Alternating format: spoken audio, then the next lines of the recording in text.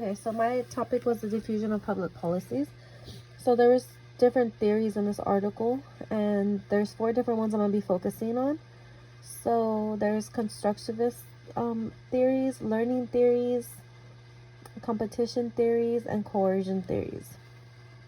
So the competition theorists point out that shifts in incentives are the most successful, and the soft coercion theorists think that policy leadership is their most influential factor. So I'm going to start with the learning approach theory. This implies that countries will learn by using natural experiments from other countries to see what's going to be the best policy, or like to customize it so that it fits to their own specific needs.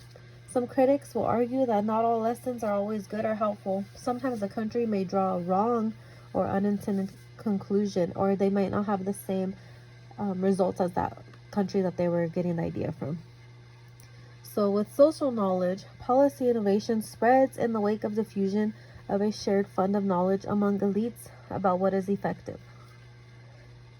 In Bayesian learning, this takes place as a new data consistent with hypothesized relationship accumulate or fail to. As information accumulates, some hypotheses are discarded and others are reinforced. This is how they're going to know like what the results of their studies. So the constructivist approach.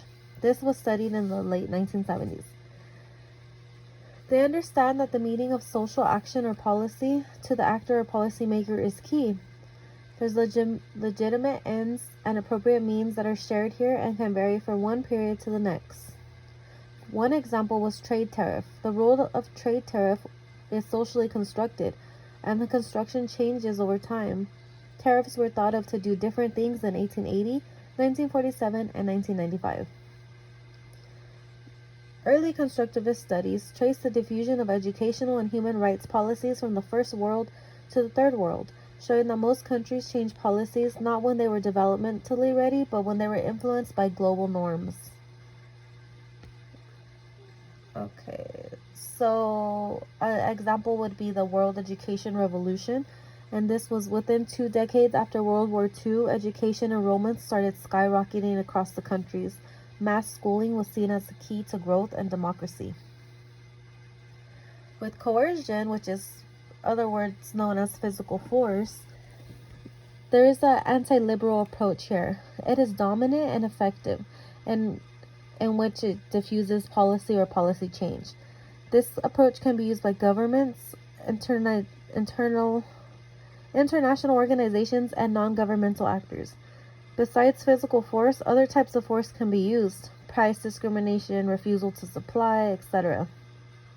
Some critics argue that this is not an effective way to change a policy because people are forced to change and not voluntarily.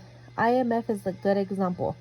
IMF provides loans for countries in need, but they also really bully them, especially in the underdeveloped countries. Competition theorists. When countries compete for capital and export markets, some policies will diffuse. So they're basically just competitive, they're trying to see what works best for them, what can they do differently to do better than the next country. So in conclusion, although there are different approaches at policy diffusion across the countries, they all have shown some effectiveness. Depending on what the end goal is, most policies will diffuse either positively or negatively, and that's how social scientists study the effects of these processes. So I thought that this was a relevant article for what's going on right now with COVID-19.